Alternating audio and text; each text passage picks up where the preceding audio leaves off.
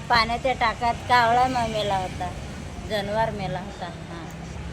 त्याच्यामुळं झालंय होते संडास वास.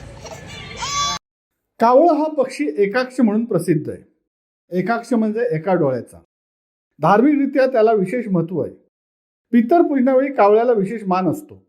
शिकारी किंवा शिकारी प्राणी ज्यावेळी शिकार करायला बाहेर पडतो त्यावेळी इतर प्राण्यांना सावध करण्याचे काम कावळा करतो. शिकारीच्या अचूक टप्प्यात शिकार आल्यावर त्या ठिकाणी कावळा असल्यास तो बरोबर त्याच वेळी कर्कश ओरडतो. ग्रामीण भागात घराजवळ जर कावळा ओरडत असेल तर त्या दिवशी हमखास कोणीतरी पाहुणा येणार असे गृहीत धरले जाते. गावकऱ्यांच्या निरोपाचे काम कावळा करतो. घराजवळ कावळा ओरडल्यावर निदान त्या दिवशी पाहुणा आला नाही तरी नातेवाईकांची पत्रे वगैरे येतात अशी जुन्या लोकांची धारणा आहे. कावळा हा ग्रामीण जीवनाशी एकरूप झालेला पक्षी आहे. कोंबडीची लहान पिल्ले पळवितो म्हणून त्याला शिव्याशापालाही सामोरे जावे लागते. तर असा हा कावळा मनुष्यासाठी शुभ अशुभ असतो. यावरून एक म्हणही आहे, कावळ्याच्या शापाने गाय मरत नाही. एवढी कधी कधी कावळ्याबाबत तुसडेपणाची भावना व्यक्त होते. तर असा हा कावळा मेल्यावर हॉस्पिटलची वाट धरावी लागते.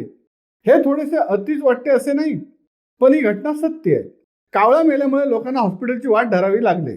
कर्जत तालुक्यातील गौर कामत गावातील ही घटना आहे. येथील लोकांच्या पिण्याच्या पाण्याच्या टाकीत कावळा मरून पडल्याने संपूर्ण पाणीच दूषित झाले आणि गावातील लोकांना उलट्या जुलाबाचा त्रास होऊ लागला. विशेषतः लहान मुलं या आजारात सापडली आहेत. जवळजवळ बाधित 10 रुग्णांना उपजिल्हा रुग्णालय कर्जत येथे दाखल करण्यात आले. त्यांच्यावर उपचार सुरू आहेत. तर गावातील मंदिरात काही रुग्णांवर प्राथमिक उपचार करण्यात आले आहेत. प्रशासनाने ग्रामस्थांना टाकीची स्वच्छता करून पाणी पिण्याचे आवाहन केले. आमच्या पाण्यात कावळा मेला, बेडक मेला, परत सरडा असे घाण, उंदीर असं घाण होऊन सगळे लोक आजारी झाले. नमस्कार, मी डॉक्टर विजय मस्कर, वैद्यकीय अधीक्षक उपजिल्हा रुग्णालय कर्जत.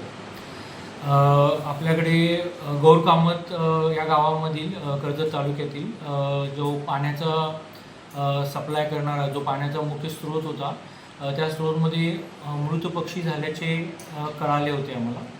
त्यापैकी ह्या मृत पक्षीमुळे जो पिण्याचे पाणी होते त्याच्यामध्ये आळ्या होऊन पाणी दूषित झाले होते. त्यामुळे त्या गावामध्ये डायरियाची साथ आली होती. सदरच्या लोकसंख्येपैकी 10 लोक आमच्याकडे संदर्भित करण्यात आले होते. त्यापैकी 3 रुग्ण सिरियस होते, परंतु आमच्याकडे त्यांना उपचार करून त्या 3 पेशंटची सध्या परिस्थिती स्थिर आहे आणि इतर रुग्ण हे साथीच्या बाधित होते पण तेही स्टेबल आहेत. आतापर्यंत 10 रुग्णांना व्यवस्थित उपचार करण्यात आलेले आहेत.